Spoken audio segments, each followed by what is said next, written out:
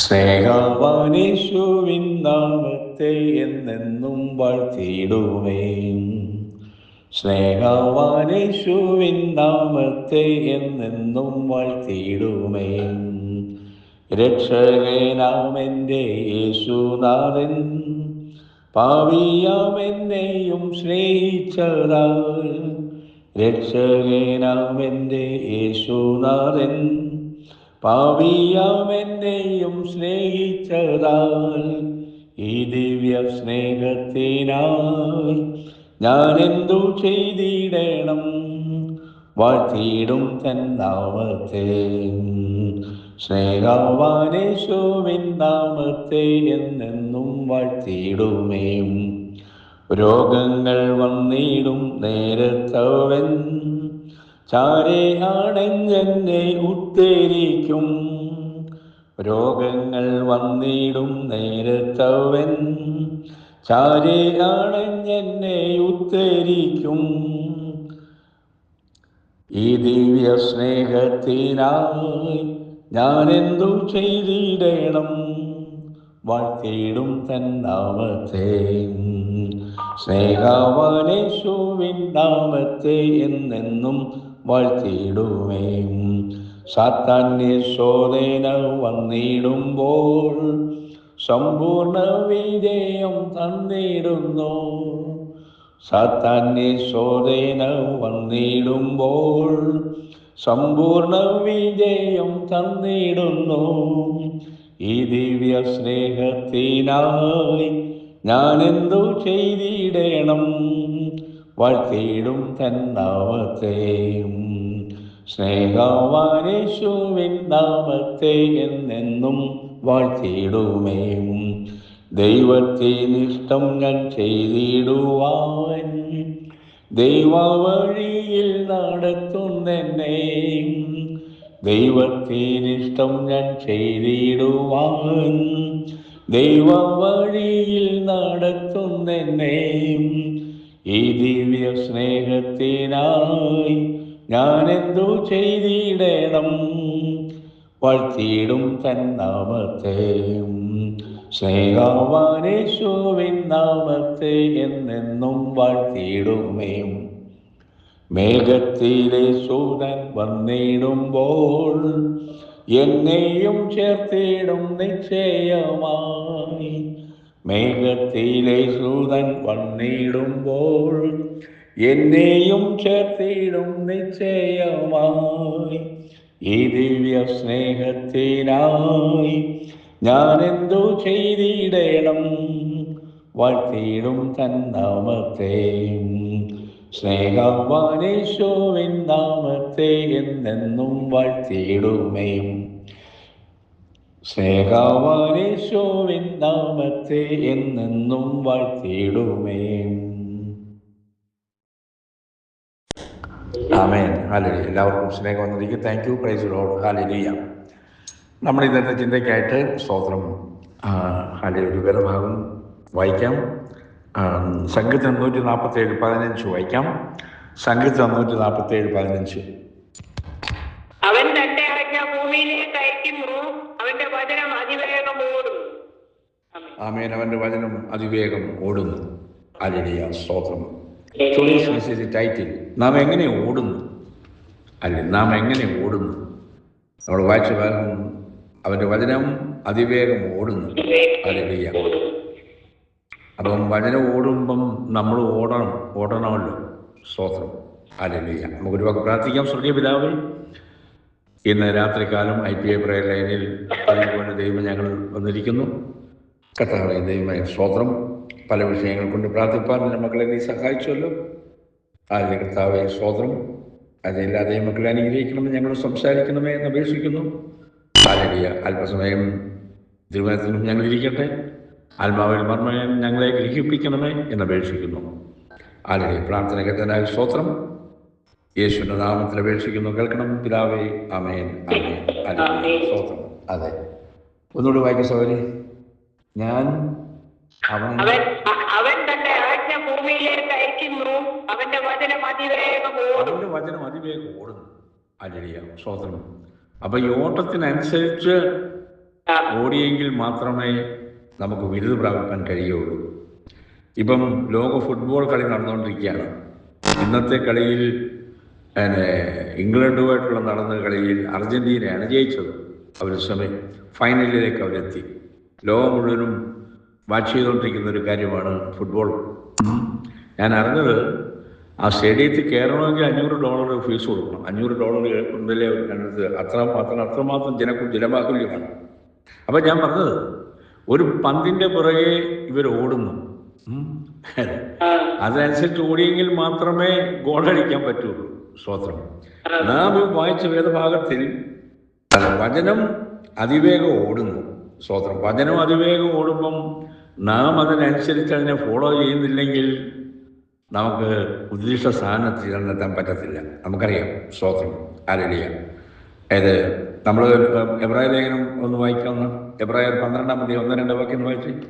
എബ്രായർ 12-1-2 ആകയാൽ നാമും സാക്ഷികളുടെ ഇത്ര വലിയൊരു സമൂഹം നമുക്ക് ചുറ്റും നിൽക്കുന്നത് കൊണ്ട് സകല ഭാരവും ദുർഗം പറ്റുന്ന പാപവും വിട്ട് നമുക്ക് മുമ്പിൽ വെച്ചിരിക്കുന്ന ഓട്ടം സ്ഥിരതയോടെ ഓടുക.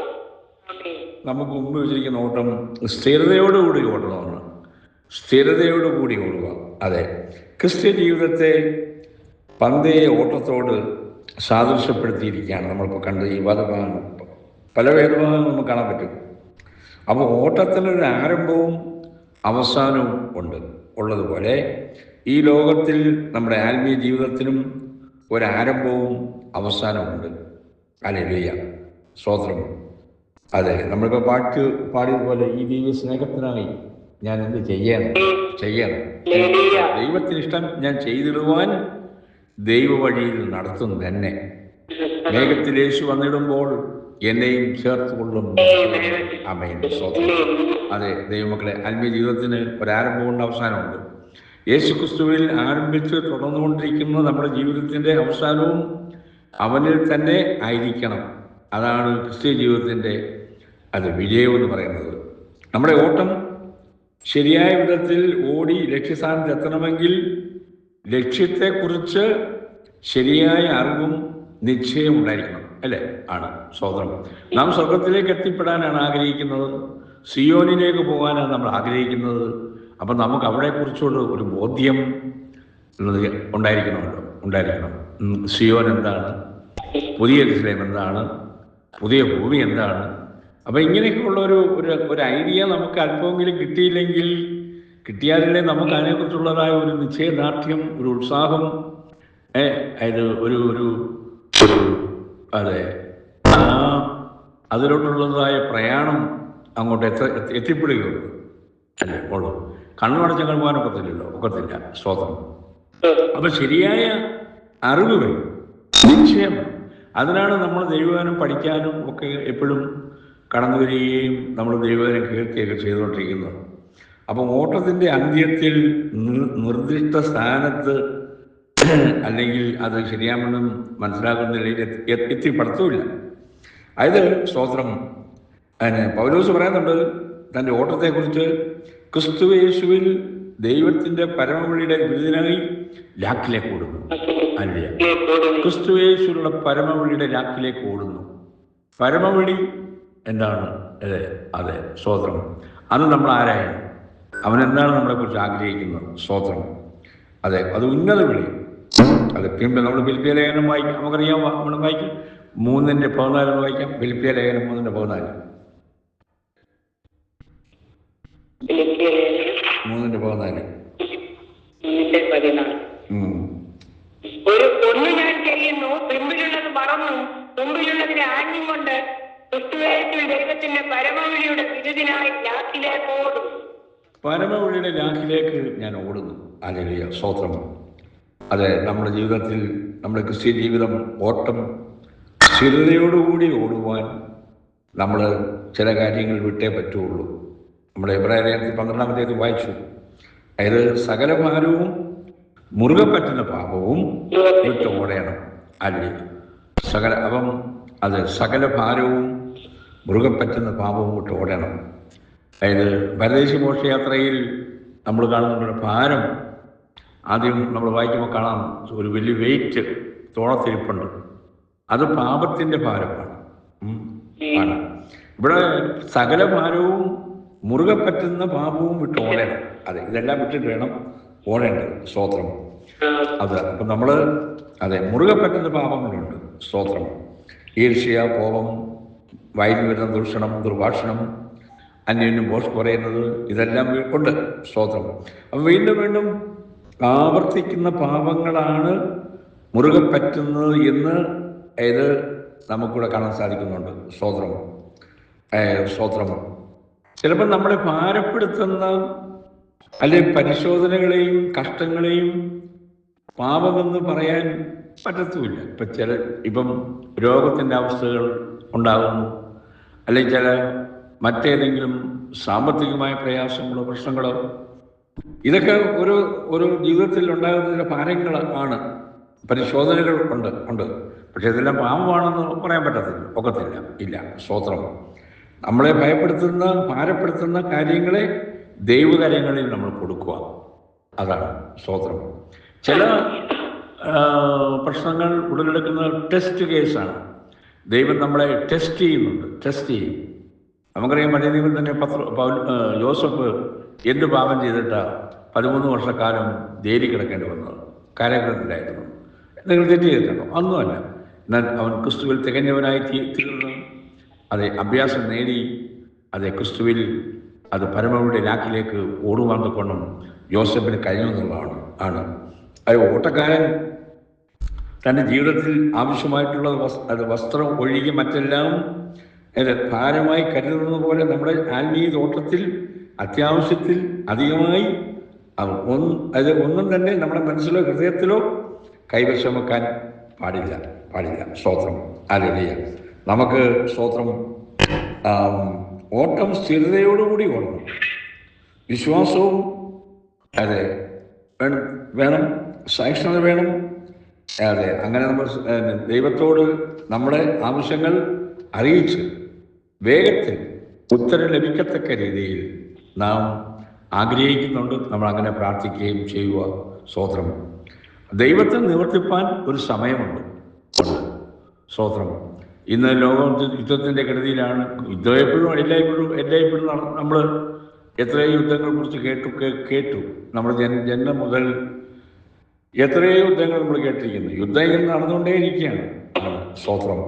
പക്ഷെ ഒരു കാര്യം, സ്തോത്രം, നമ്മൾ ദൈവസന്നിധിയിൽ ദൈവത്തിനൊരു കർത്താവിൻ്റെ വരവ് ആസന്നമായെന്ന് നമുക്കറിയാം.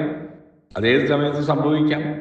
പക്ഷെ ഒരു കാര്യം, ഇത് എന്തുകൊണ്ട് താമസിക്കുമെന്ന് ചോദിച്ചു കഴിഞ്ഞാൽ ഒരു ഉത്തരമേ അതിനത് പറയാൻ പറ്റുള്ളൂ. കർത്താവ് യേശുക്രിസ്തുവിന് പോലും ഡേറ്റ് അറിയത്തില്ല. നമുക്കറിയാം. ജാതികളുടെ പൂർണ്ണസംഖ്യ ചേരുവോളം അതിനാണ് ദൈവം വെയിറ്റ് ചെയ്യുന്നത്. ആക്ച്വലി ജാതികളുടെ പൂർണ്ണസംഖ്യ ഒരു സംഖ്യയുണ്ട്. അത് ദൈവത്തിനെ അറിയത്തുള്ളൂ. അതാണ് അതിൻ്റെ കർത്താവിൻ്റെ വരവ് താമസിക്കുന്നു എന്ന് ഇവിടെ പറയാൻ പറ്റും. കർത്താവിൻ്റെ വരവ് ഇന്നാകാം, നാളെയാകാം, നമുക്കറിയാം. സ്തോത്രം. അപ്പോൾ വാഗ്ദത്തം ചെയ്തവൻ വിശ്വസ്തനാണ്, അവനത് നിവർത്തിക്കും. നാം ദീർഘക്ഷമയോടുകൂടി കർത്താവിൻ്റെ സമയത്തിനായി നാം സ്തോത്രത്തോടെ നമ്മൾ കാത്തിരിക്കുക. വിശ്വാസത്തിലും ദീർഘക്ഷമയിലും നാം വാഗ്ദത്തങ്ങളെ അവകാശമാക്കണം. ആമേൻ. ഹല്ലേലൂയ. ഹല്ലേലൂയ. പത്രോസും യൂദായും പൗലോസും ഒക്കെ ലേഖനം എഴുതിയപ്പം കർത്താവ് ഇപ്പം വരുമെന്ന് അവരുടെ ലേഖനങ്ങളിലൊക്കെ എഴുതിയിട്ടുണ്ട്. കർത്താവിൻ്റെ വരവിനെ കുറിച്ച് അവർ റാപ്ചറിനെ കുറിച്ചൊക്കെ അവരുടെ ലേഖനങ്ങൾ എഴുതിയിട്ടുണ്ട്. പക്ഷെ അവരെഴുതി കഴിഞ്ഞപ്പോൾ 2000 വർഷമായി മനസ്സിലാക്കണം. സ്തോത്രം. അപ്പോൾ ദൈവത്തിനൊരു സമയമുണ്ട്. സ്തോത്രം. അവരാ പ്രത്യാശ തന്നെ അവരെഴുതിയേക്കുന്നത് ആണ്. അത് നമ്മളോടുള്ള ദൂതും കൂടിയാണ്, എല്ലാവർക്കും ഉള്ള ദൂതും. ഏത് സമയത്തും കർത്താവ് വരാൻ നമുക്കറിയത്തില്ല, നമ്മളെ അറിയിച്ചിട്ടില്ല, പുത്രനെ പോലും അറിയിച്ചിട്ടില്ല ടൈം. അതുകൊണ്ട് ദൈവമക്കളായ നാം സഹിഷ്ണുത നമുക്ക് ആവശ്യമാണ്. അബ്രഹാം വാഗ്ദത്തം നിവർത്തിക്കായി 25 വർഷം കാത്തിരുന്നു. നമുക്കറിയാം. റോമാലേഖനം 4:20 എന്ന് വായിക്കാം. റോമർ 4:20 എന്ന് വായിച്ച്. റോമർ 4:20. ദൈവത്തിന്റെ വാഗ്ദത്തത്തിങ്കൽ അവിശ്വാസത്താൽ സംശയിക്കാതെ വിശ്വാസത്തിൽ ശക്തിപ്പെട്ട് ദൈവത്തിന് മഹത്വം കൊടുക്കും. അപ്പൊ ദൈവത്തിന് വാഗ്ദത്തത്തിൽ സംശയിക്കാതെ വിശ്വാസത്തിൽ ശക്തിപ്പെട്ടു ദൈവത്തിന് മഹത്വം കൊടുത്തു. അപ്പം നമ്മുടെ ഭാരങ്ങളെ കർത്താവിൻ്റെ മേൽ വയ്ക്കുക, അവരത് നിവർത്തിക്കും. നമ്മുടെ ആവശ്യങ്ങൾ സ്തോത്രത്തോടുകൂടി ദൈവത്തോട് അറിയിക്കുക. അതെ, സ്തോത്രം. അപ്പോൾ ഓരോരുത്തർക്കും ഓടുവാനുള്ള ഒരു വ്യക്തമായ പാത അവരവരുടെ മുമ്പിലുണ്ട്. എൻ്റെ മുമ്പിലുള്ള പാത എനിക്കറിയാം, സൂസൻ്റെ മുമ്പിലുള്ള പാത സൂസൻ അറിയാം ആണ്. അത് ദൈവം നമുക്ക് അനുവദിച്ചിരിക്കുന്ന പാതയിൽ തന്നെ നാം ഓടണം. നാം ഓടിക്കൊണ്ടിരിക്കുമ്പോൾ ഇടത്തോട്ടോ വലത്തോട്ടോ നോക്കിയാൽ പാത തെറ്റുവാൻ സാധ്യതയുണ്ട്. ഹല്ലേലൂയ, ഉണ്ട്. അപ്പോൾ വിശ്വാസത്തിന്റെ നായകനും പൂർത്തിവൃത്തനുമായ യേശുവിനെ നോക്കണം. സ്തോത്രം. നമ്മുടെ എബ്രായ ലേഖനത്തിൽ നമുക്കറിയാം, വിശ്വാസവീരന്മാരുടെ പട്ടികയിൽ അല്ലേ, സ്തോത്രം, 12-ാം അധ്യായത്തിലൊക്കെ യേശുവിനെ നോക്കി ഓടുക എന്ന് നമ്മൾ കാണുന്നുണ്ട്. സ്തോത്രം. ഹല്ലേലൂയ. നമ്മുടെ ഓട്ടം എങ്ങനെ? സ്തോത്രം. നമ്മളിതൊക്കെ വായിക്കുന്നതല്ലായിരിക്കും. അതായത് യെരമ്യാവ് 46:9 ഒന്ന് വായിക്കാം. യെരമ്യാവ് 46:9. 46:9. യെസ്. രഥങ്ങളെ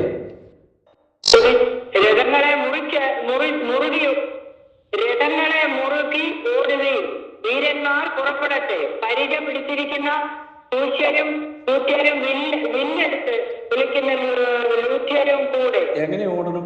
കുതിരകളെ കുതിച്ചു പാടുന്നു, കുതിരകളെ കുതിച്ചു ചാടുന്നു, രഥങ്ങളെ മുറുകി ഓടുന്നു. രഥങ്ങളെ മുറുകി ഓടുവീൻ. ഓട്ടം ശരിയാകണം. പക്ഷെ വേറൊരു ഓട്ടമുണ്ട്. അതായത് സ്തോത്രം, ഈ 46-ാം അധ്യായത്തിൽ 21-ാം വാക്യം എന്ന് വെച്ച് വേഴ്സ് 21, 22 വാക്യം ഒന്ന് വായിക്കാം. 21 അതിന്റെ 22. അതിന്റെ കൂലിപ്പണിക്കാർ 21-ാം വാക്യം. അതിന്റെ കൂലിപ്പണിക്കാർ അതിന്റെ മധ്യയെ തടിപ്പിച്ച കാളക്കിടാവുക്കളെ പോലെയാകുന്നു. അവരും പിന്തിരിഞ്ഞ് ഒരുപോലെ ഓടിപ്പോയി. അവരുടെ അപായ ദിവസവും സന്ദർശന കാലവും വന്നിരിക്കാൻ അവർക്ക് നിൽപ്പാൻ കഴിഞ്ഞില്ല. അതിന്റെ ശബ്ദം പാമ്പ് ഓടുന്ന ശബ്ദം പോലെ അവർ സൈന്യത്തോടുകൂടെ നടന്നു. മരം മുറിക്കുന്നവരെ പോലെ കോടാലികളുമായി അതിന്റെ നേരെ വരും. അപ്പോഴേ ചിലരുടെ ഓട്ടം ഈ പാമ്പ് ഓടുന്നത് പോലെയാണ്. അതിന്റെ ശബ്ദം പാമ്പ് ഓടുന്ന ശബ്ദം പോലെ. ഇങ്ങനെ ഓടിയേ പറ്റൂ. പാമ്പ് ഓടിയാൽ എങ്ങനെ ഓടും നമുക്കറിയാമല്ലോ. ഞാൻ പറഞ്ഞു തരേണ്ട ആവശ്യമില്ല എങ്ങനെ ഓടുന്നത്. അപ്പം സ്തോത്രം. ഇവിടെ 21-ാം വാക്യത്തിൽ വായിച്ച അതിലെ കൂലിപ്പണിക്കാർ അതിനെ മധ്യയെ തടുപ്പിച്ച് കാളക്കിടാക്കളെ പോലെ ആകുന്നു. അവരും പിന്തിരിഞ്ഞ് ഒരുപോലെ ഓടിപ്പോയി. അവരുടെ അപായ ദിവസവും സന്ദർശനകാലവും വന്നിരിക്കാൻ അവർക്ക് നിൽപ്പാൻ കഴിഞ്ഞു. അപ്പൊ സന്ദർശനകാലവും അപായ ദിവസവും വന്നിരിക്കുന്നു. പഴയ നിയമത്തിൽ എഴുതിയിരിക്കുകയാണ്. അവർക്കത് അറിയാൻ പറ്റുന്നില്ല. പക്ഷെ അവരുടെ ഓട്ടം, അതിന്റെ ശബ്ദം പാമ്പ് ഓടുന്ന ശബ്ദം പോലെ ഉള്ളൂ. ഇതില്ല. അതെ, സ്തോത്രം. നമ്മളിപ്പോൾ 46-ാം അധ്യായത്തിൽ 9-ാം വാക്യത്തിൽ നമ്മൾ വായിച്ചല്ലോ, കുതിരകളെ കുതിച്ചു ചാടുകയും രഥങ്ങളെ മുറുകി ഓടുകയും. പാമ്പ് ഓടുന്നവരെ ഓടാനല്ല നമ്മളെ പഠിപ്പിച്ചേക്കുന്നത്. നമ്മുടെ ടൈറ്റിൽ ഓർമ്മയുണ്ടല്ലോ, നാം എങ്ങനെ ഓടുന്നു. ക്രിസ്തീയ ജീവിതം പാമ്പ് ഓടുന്ന പാമ്പിന്റെ ശബ്ദം പോലെ ആകരുത്. ഹല്ലേലൂയ, സ്തോത്രം. അതെ, വചനത്തിൽ കൂടി നിന്നുകൊണ്ട് ധൈര്യമാവണം. അതെ, നമ്മുടെ ഓട്ടം തികയ്ക്കാൻ നാം ആഗ്രഹിക്കുക. സ്തോത്രം. അതായത് നമ്മുടെ ജീവിതത്തിൽ അതെ അങ്ങനെ നമ്മൾ ശരിയാവണ്ണം ഓടുവാണെങ്കിൽ ലക്ഷ്യസ്ഥാനത്ത് എത്താൻ പറ്റും. അവരോടുകൂടെ യേശു എല്ലായ്പ്പോഴും ഉണ്ടായിരിക്കും. നമുക്കറിയാം, അവരോട് യേശു ഉണ്ടായിരിക്കും. യേശുവിനെ ദുഃഖിപ്പിക്കുന്ന ഏതെങ്കിലും കാര്യങ്ങൾ നമ്മളിലുണ്ടെങ്കിൽ അവൻ നമ്മളോട് കൂടെ ഇരിക്കത്തില്ല, അവൻ നമ്മളോട് വരികയുമില്ല. അപ്പം ആകയാൽ നമ്മൾ ദൈവത്തെ ദുഃഖിപ്പിക്കുന്ന ഏതെങ്കിലും കാര്യങ്ങൾ ഉണ്ടായിട്ടുണ്ടെങ്കിൽ മനസ്താപത്തോടുകൂടി മടങ്ങി വരിക. ഹല്ലേലൂയ, സ്തോത്രം. അതെ, കർത്താവിൻ്റെ മുഖത്തേക്ക് നമ്മൾ ഓടുക. യൂദായുടെ ലേഖനം വായിച്ച യൂദായുടെ ലേഖനം 12-ാം വാക്യം. യൂദ 12-ാം വാക്യം ഒന്ന് വായിക്കാം. ഇവർ നിങ്ങളുടെ സ്നേഹസഭ്യതയിൽ മറഞ്ഞു കിടക്കുന്ന പാറകൾ, നിങ്ങളോടുകൂടെ വിരിഞ്ഞു കഴിഞ്ഞ് ഭയം കൂടാതെ നിങ്ങളെ തന്നെ തീറ്റുന്നവർ, കാറ്റുകൊണ്ട് ഓടുന്ന വെള്ളമില്ലാത്ത മേഘങ്ങൾ. യാ കാറ്റുകൊണ്ട് ഓടുന്ന മേഘങ്ങൾക്ക് വെള്ളമില്ല, അങ്ങനെ ഓടുന്നവരുണ്ട്. സാധാരണ മേഘങ്ങൾക്ക് വെള്ളമുണ്ട്, ഉണ്ട്. ഇത് കാറ്റുകൊണ്ട് ഓടുന്ന വെള്ളമില്ലാത്ത മേഘങ്ങൾ. അതിൻ്റെ അർത്ഥം എന്തോ? ചുമ്മാതെ ഓടുക, വചനവും ഇല്ല, പരിശുദ്ധാത്മാവും ഇല്ല, ഒന്നുമില്ല, ചുമ്മാതെ ഓടുക അല്ലേ? സഭകളിലും ഉണ്ടല്ലോ, ഓരോ ലേഖനങ്ങളിലും എഴുതിയിട്ടുണ്ടല്ലോ, അഭിഷേകം പ്രാപിക്കാത്തവരും. ഇതൊന്നും ആർക്കും ഇഷ്ടപ്പെടത്തില്ല പറയും ഇന്നത്തെ കാലത്ത്. അതാ വേറെ കാര്യം. ബൈബിളിലുള്ള കാര്യമില്ല ഞാനീ പറഞ്ഞത്. എല്ലായിടത്തും, എല്ലാ സഭയിലും എല്ലായിടത്തും ഉണ്ട്. അതെ, ഓട്ടോ ഇത് ഇപ്പം യൂദാ പറഞ്ഞ മാതിരി വെള്ളമില്ലാത്ത മേഘങ്ങൾ ഇത് ഓടുക, മേഘങ്ങൾക്ക് വെള്ളമില്ല. സ്തോത്രം. എന്താ യൂദാ അവിടെ എഴുതിയിരിക്കുന്നത്? ഇങ്ങനെ എഴുതാൻ കാരണം എന്താ? ഇപ്പൊ ഇതാ പറഞ്ഞത്, യൂദാ ലേഖനം എഴുതി തുടങ്ങിയത് എന്തോ എഴുതിയിരിക്കുന്നത്? മൂന്നാം വാക്യം വായിച്ചേ, യൂദാ 3-ാം വാക്യം. നമുക്ക് പൊതുവിലുള്ള രക്ഷയെക്കുറിച്ച് നിങ്ങൾക്ക് എഴുതുവാൻ സകല പ്രയത്നവും ചെയ്യുകയും വിശുദ്ധന്മാർക്ക് ഒരിക്കലായിട്ട് വരവേൽപ്പിച്ചിരിക്കുന്ന വിശ്വാസത്തിനു വേണ്ടി പോരാടേണ്ടതും. അതെ, ഇംഗ്ലീഷിൽ എഴുതിയിരിക്കുന്ന കോമൺ സാൽവേഷനെ കുറിച്ച് എഴുതാനാണ് യൂദാ ആഗ്രഹിച്ചത്. കോമൺ സാൽവേഷനെ കുറിച്ച് ഉള്ളൊരു കാര്യം എഴുതാനാണ് യൂദാ ആഗ്രഹിച്ചത്. പക്ഷേ സംഗതിക്ക് മാറി. ഇപ്പം ഞാൻ പറഞ്ഞ മാതിരി ചില സമയത്ത് നമ്മൾ പ്രസംഗിക്കാനായിട്ട് എഴുന്നേറ്റ് നിൽക്കും.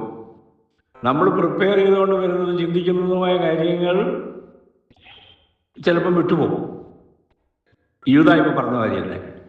പിന്നെ വേറൊരു രീതിയിലോട്ട് ദൈവാത്മാവ് നമ്മളെ കൊണ്ടില്ല, ചിലർക്ക് ഇഷ്ടപ്പെടത്തില്ല.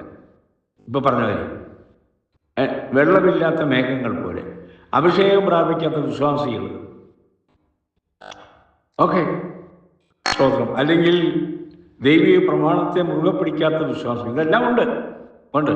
അപ്പം പെട്ടെന്ന് യൂദാ കോമൺ സാൽവേഷൻ ഇംഗ്ലീഷ് എഴുതിക്കുന്നത്, ഞാൻ നിങ്ങൾ സൗകര്യം പോലെ 3-ാം വാക്യത്തിൽ അങ്ങനെ ഇരിക്കുന്നു, കോമൺ സാൽവേഷൻ. അപ്പം യൂദാ പെട്ടെന്ന് ആ ടോപ്പിക്കൊക്കെ മാറ്റി, വിശ്വാസത്തിന് വേണ്ടി പോരാടുവാൻ. അതാ പിന്നെ യൂദാ സംഗതിയൊക്കെ മാറ്റി. സ്തോത്രം. എന്തെല്ലാം കാര്യങ്ങൾ എഴുതിയേക്കുന്നത്? സ്തോത്രം. നിങ്ങളുടെ സ്നേഹസന്ധികളിൽ മറന്നു കിടക്കുന്ന പാറകൾ നിങ്ങളോടുകൂടെ അല്ലേ? സ്നേഹസന്ധികളിൽ മറന്നിരിക്കുന്ന പാറകൾ എന്ന് പറയുമ്പോൾ ഇന്ന് വേറൊരു കാര്യമുണ്ട്. ഇന്ന് ബെന്തിക്കോസ് കല്യാണ വേദിയിലൊക്കെ ഇപ്പം മദ്യം വിളമ്പെന്നുണ്ടെന്ന് ഞാൻ കേട്ടത്. എനിക്കറിയാം, ഞാൻ കണ്ടിട്ടുണ്ട്, എനിക്കറിയാം. ഇതൊന്നും ആർക്കും ഇഷ്ടപ്പെടത്തില്ല പറയുന്നത്. നിങ്ങളുടെ സ്നേഹസന്ധികളിൽ മറന്നു കിടക്കുന്ന പാറകൾ. ഞാൻ പറഞ്ഞാണ്, യൂദാ പറഞ്ഞാണ് അല്ലേ? ഓക്കെ, സ്തോത്രം. അതെ, അപ്പൊ ദൈവമക്കളെ സ്തോത്രം. അപ്പൊ ഇങ്ങനെ ഇല കൊഴിഞ്ഞ് ഫലമില്ലാതെ ഈ യൂദാ 13-ാം വാക്യത്തിൽ 12-ാം വാക്യത്തിൽ വായിച്ചത് 2 വട്ടം ചത്ത്. നമ്മൾ പറയുന്നല്ലോ, 1-ാം പുനരുദ്ധാനം പങ്കുള്ളവൻ ഭാഗ്യവാനല്ലേ?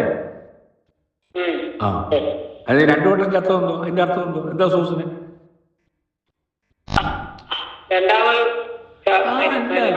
2 വട്ടം ചത്തെന്ന് പറഞ്ഞു കഴിഞ്ഞാൽ ഓൾറെഡി പോയി. വെളിപ്പാട് നമ്മൾ വായിക്കുന്നുണ്ട്. പിന്നെ ഈ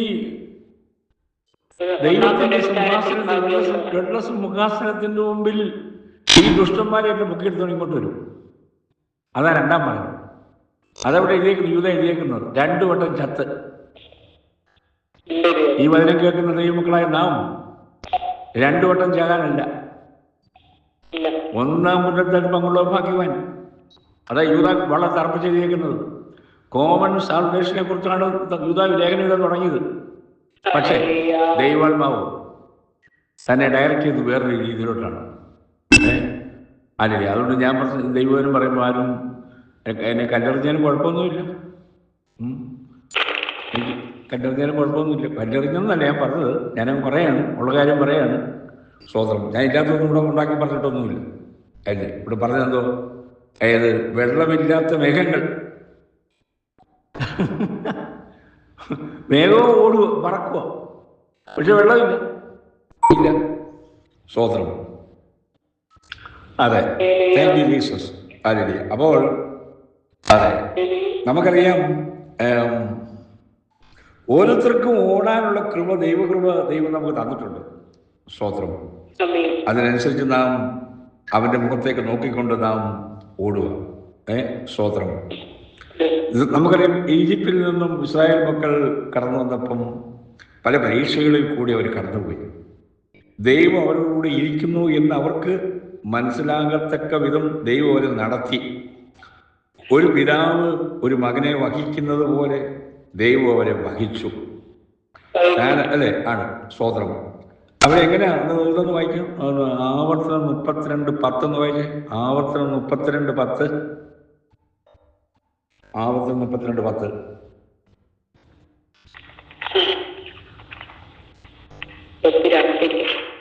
32:10.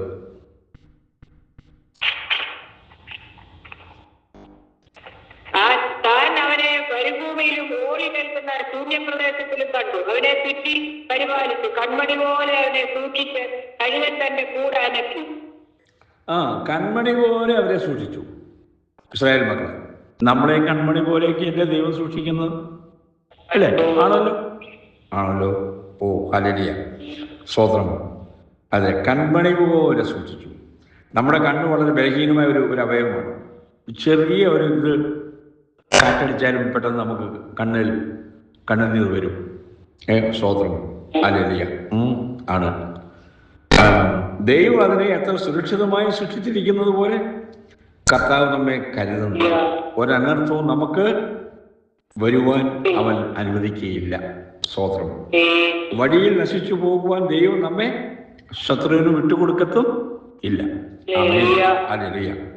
അപ്പൊ നമ്മളോടുകൂടെ ദൈവം ഇരുന്ന് സ്തോത്രം, യാതൊരു വിധമായ തിന്മയും നമ്മളിൽ കാണാൻ പാടില്ല. ഇത് അങ്ങനെ എഴുതിയിട്ടുണ്ടല്ലോ. സംഖ്യാപുസ്തകം 23:21 വായിക്കാം. 23:21 സംഖ്യാപുസ്തകം. 23:21.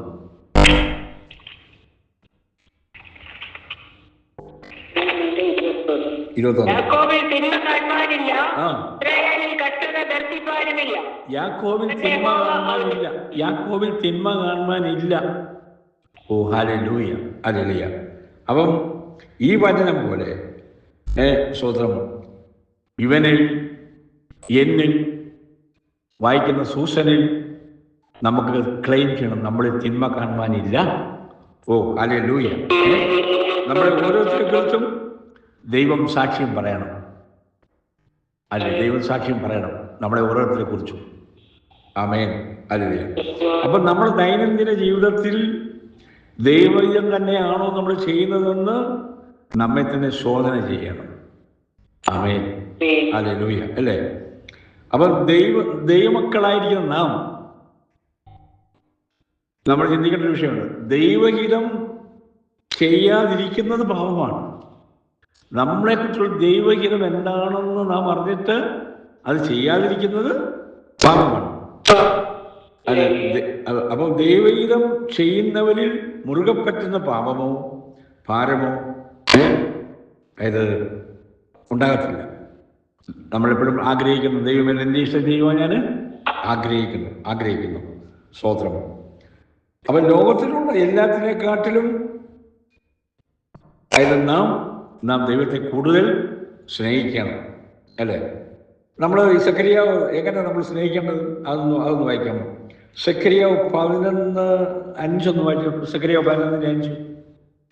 സെഖരിയാവ് 11:5. സെഖരിയാവ് 11:5.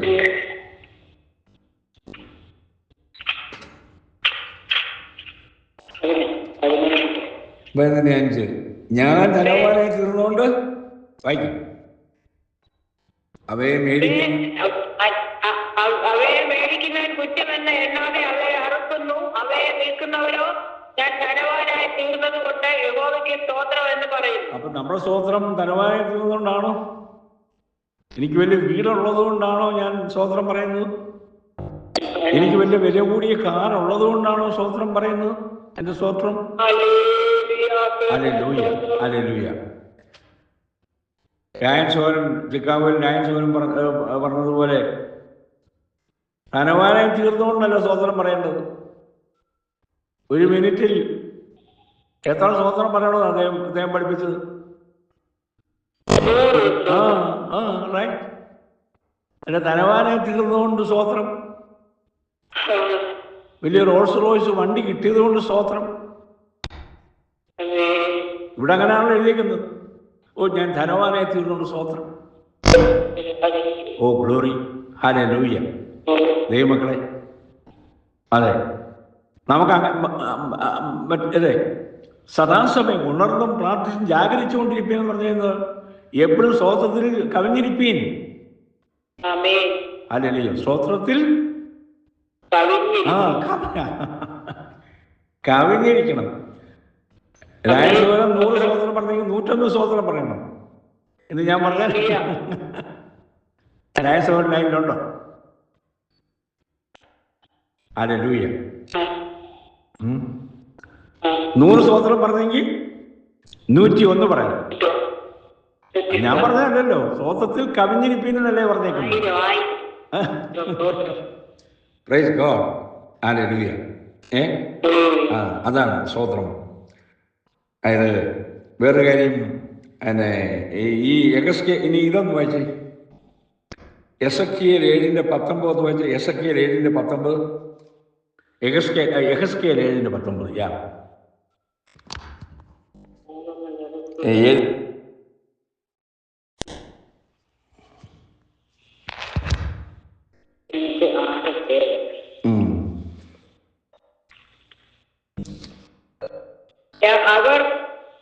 അവർ തങ്ങളുടെ വെള്ളി വീതികളിൽ എറിഞ്ഞു കളയും, പൊന്നെ അവർക്ക് മരമായി തോന്നും. അവരുടെ വെള്ളിക്കും പൊന്നിനും അവരുടെ കോപ ദിവസത്തിൽ അവരെ വിടുവിപ്പാൻ കഴിയില്ല.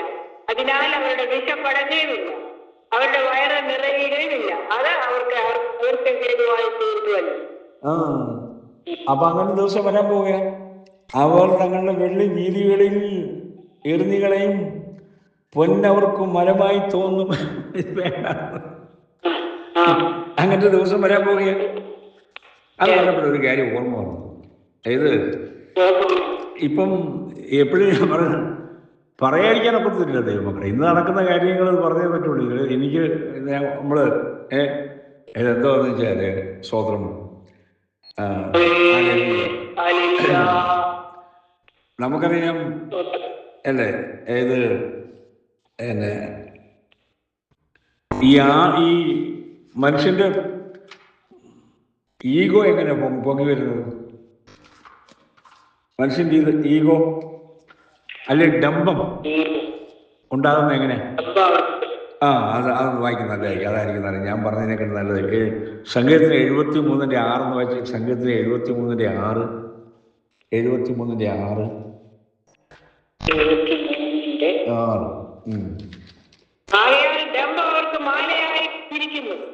കണ്ടോ? അപ്പോഴേ ഈ മാല എന്നൊക്കെ പറഞ്ഞ ഡംബമാണെന്ന്, ഒരു ഡംബത്തരം കാണിക്കാതെ ഡംബമാണത് മാല. മനസ്സിലായല്ലോ? ഇനി ഇവരെ കുറിച്ച് എന്താ എഴുതിയേക്കുന്നത്? ഈ ഡംബം ഇട്ടുകൊണ്ട് നടന്നാൽ ഉള്ള അവസ്ഥ അതുകൊണ്ടൊന്ന് വായിക്കാം. 73 ഇത് 18 വാക്യം വെച്ചേ. 18 വാക്യം.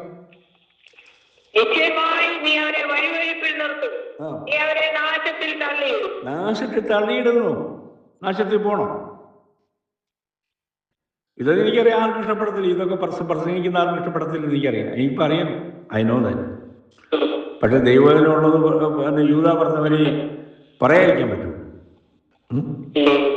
ഇവിടെ നമ്മളാ വായിച്ചതെന്തോ? യെഹെസ്കേലിൽ വായിച്ചത് ഏത്? വെള്ളി വീതികളിൽ എറിഞ്ഞുകളെയും, പൊന്നവർക്ക് മരമായി തോന്നും. മനസ്സിലായി? കഴിയത്തില്ല. സ്തോത്രം. ഹല്ലേലൂയ. ഹല്ലേലൂയ. ഞാൻ പറഞ്ഞപ്പോഴാണ് കുറച്ച് മാറാത്ത വോയിസിൽ ഒരു ലേഖനം എഴുതിക്കൊണ്ടിരിക്കുമായിരുന്നു. പൂർത്തിയാക്കി. അതായത് ടൈറ്റില് ജീസസ് കെയിം യെസ്റ്റർഡേ. യേശു ഇന്നലെ വന്നു. ഇവിടെ ഒരിക്കൽ ഞാൻ ബോസ്റ്റൺ സഭയിൽ ഇംഗ്ലീഷ് ലൈനിൽ ആ വചനം, എനിക്ക് തോന്നുന്നു കുഞ്ഞുമോൾ സഭയിൽ ലൈനുണ്ടോ എനിക്കറിയത്തില്ല. ബോസ്റ്റൺ സഭയിൽ ആ ടൈറ്റിൽ വചനം സൂക്ഷിച്ചതായിരുന്നു. എന്തുവായിരുന്നു? ഈ ജീസസ് കെയിം യെസ്റ്റർഡേ. ഇന്നലെ വന്നു. എന്തോ സൂസൻ ഓർമ്മയുണ്ട്? ഇല്ല ഇല്ല. എന്താ ടൈറ്റിൽ പറയാൻ, എന്താ പറയാൻ പറ്റുന്നു? 10 കന്യകമാര്, 10 കന്യകമാര്, 5 പേര് കൈവിടപ്പെട്ടില്ലേ? ആ, 5 പേര് കൈവിടപ്പെട്ടല്ലോ. അപ്പൊ 5 പേരിൽ ഒരാള് അവിടെ അനുഭവമാണ് ആ ലേഖനത്തിൽ എഴുതിയിരിക്കുന്നത്. ഞാൻ പൂർത്തിയാക്കി അയക്കാനിരിക്കുക മറന്ന വോയിസിലേക്ക്. റേസിസവരിക്ക് ഓർമ്മയുണ്ട്. കാരണം താങ്ക് യു റേസിസവരി. പ്രായമുള്ള റേസിസവരിക്ക് നല്ല ഓർമ്മയുണ്ട്. ഓർക്കുന്നു. കൈവിടപ്പെട്ടു പോയ ഒരു സഹോദരി എഴുതി പറഞ്ഞ കാര്യമാണ് ലേഖനത്തിൽ എഴുതിയിരിക്കുന്നത്. എന്തോ എനിക്ക് ധനവാനായി തീർന്നുകൊണ്ട് ഞാൻ സ്വോത്രം, പക്ഷെ കയ്യിൽ എണ്ണയില്ല, എടുത്തിട്ടില്ല. മറ്റവർക്കുണ്ടായിരുന്നു. എടുക്കപ്പെട്ട 5 കന്യക, ബുദ്ധിയുള്ള കന്യകമാരുടെ കയ്യിൽ എണ്ണയുണ്ട്, അഭിഷേകമുണ്ട്. ഈ സഹോദരി എന്ത് ചെയ്തു? ഹല്ലേലൂയ, സ്തോത്രം. ടൂറിനും ലാസ് വേഗസിലും അവിടെ ഇവിടെയൊക്കെ പോയി സമയം ചെലവഴിച്ചു. കർത്താവ് വന്നപ്പോ കിടക്കുന്നു. സിനിമ കാണാൻ പോയി. അത് തന്നെ, സിനിമ കാണാൻ പോയി. കൈവിടപ്പെട്ടു. Jesus came yesterday. പള്ളിയിലോട്ട് പോയി. അത് തന്നെ. എന്നിട്ട് ഈ സഹോദരി, കൈവിടപ്പെട്ടു പോയ സഹോദരി പിറ്റേ ദിവസം പള്ളിയിൽ പോയി. എല്ലാം അവിടെ കിടന്നുണ്ട്. ഈ പറഞ്ഞ കാര്യം പള്ളി ചെന്നപ്പോഴത്തേക്ക് അവരുടെ കാതിൽ പൂവും മാലയും മോതിരവും ഇപ്പൊ വായിച്ചൊരു ഒറ്റ ഏറ്. കർത്താവ് വന്നെന്നുള്ളവർക്ക് മനസ്സിലായി. ഇതൊക്കെ വിട്ടിട്ട് നടന്നിട്ട് എന്ത് പ്രയോജനം? ഒറ്റ ഏറ് മലം ആയി തോന്നും. ആമേൻ. ഞാൻ അവസാനിപ്പിക്കട്ടെ. സ്തോത്രം. അവരുടെ ദൈവമക്കളെ, സ്തോത്രം. അപ്പൊ ധനം അവർക്ക് അകൃത്യ ഹേതുവായി മാറി. നമ്മൾ യെഹെസ്കേൽ 7:19 വായിച്ചു. ധനം അവർക്ക് അകൃത്യ ഹേതുവായി മാറി. സ്തോത്രം. ഡംബത്തിന്, അതാണ് സംഘത്തിലും വായിച്ചത്. മാല, സ്വർണം, മാല നിങ്ങളുടെ ഡംബമാണെന്ന്. ഹല്ലേലൂയ. ഇതാരും ഒന്നും പ്രസംഗിക്കത്തില്ല, എനിക്കറിയാതെ. ആരും പ്രസംഗിക്കത്തില്ല. ഇത് വചനമാണ് കിടക്കുന്നത്. ഹല്ലേലൂയ, സ്തോത്രം. ദൈവത്തെക്കാൾ അധികമായി നാം എന്തിനെ സ്നേഹിച്ചാലും അത് അകൃത്യമാണ്. കർത്താവ് എന്നേക്കാൾ എന്റെ അപ്പനെയോ അമ്മയോ അത് തന്നെ അത് തന്നെ മത്തായിയുടെ സുവിശേഷത്തിലുണ്ടല്ലോ, 10:37 യു ആർ റൈറ്റ്. എനിക്കുള്ളവനല്ല, എന്നേക്കാൾ അധികമാവണം. ആമേൻ. അതെ. അപ്പൊ നാം ദൈവത്തിന് പ്രഥമ സ്ഥാനം കൊടുക്കണം. സ്തോത്രം. അതെ. അതുകൊണ്ട് പ്രീതി ഞാൻ അവസാനിപ്പിക്കാൻ പോകാം. ഫ്ലോറിഡ, ന്യൂയോർക്ക്, ന്യൂജേഴ്സി, ഹൂസ്റ്റൺ എന്നൊക്കെ ഉള്ള ദൈവമക്കളുണ്ടല്ലോ. ഞാൻ അതിന് നീട്ടിക്കൊണ്ട് ചെയ്യല്ലോ. സ്തോത്രം. അപ്പോൾ നമ്മൾ ഒരിക്കലും ഒരു വാക്കിയോട് വായിച്ചിട്ട് അവസാനിപ്പിക്കാം. അപ്പോസ്തലപ്രവൃത്തി 7:39 എന്ന് വായിക്കാം. 7:39.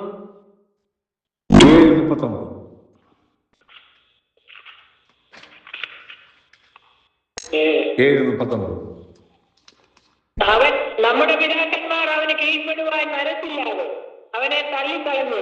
ഹൃദയം കൊണ്ട് മിസ്രയീമിലേക്ക് പിന്തിരിഞ്ഞു. ഹൃദയം കൊണ്ട് മിസ്രയീമിലേക്ക് പിന്തിരിഞ്ഞെന്ന് നമുക്കങ്ങനെ സംഭവിക്കരുതേ. നാം സ്നാനപ്പെട്ട് അഭിഷേകം പ്രാപിച്ചു. ഇനി പഴയതിലേക്ക് പോകുന്ന ആഗ്രഹം, ഈ പറഞ്ഞവരെ മാലയൊക്കെ എടുത്ത് ഒരിക്കലും ഉപേക്ഷിച്ച മാലയൊക്കെ പൊക്കിയെടുത്തിട്ട് പിന്നെ ഇങ്ങോട്ടിട്ട് പഴയതിലോട്ട് മിസ്രയീമിലേക്ക് പോകരുത്. ഹൃദയം കൊണ്ട് മിസ്രയീമിലേക്ക് പോകരുത്.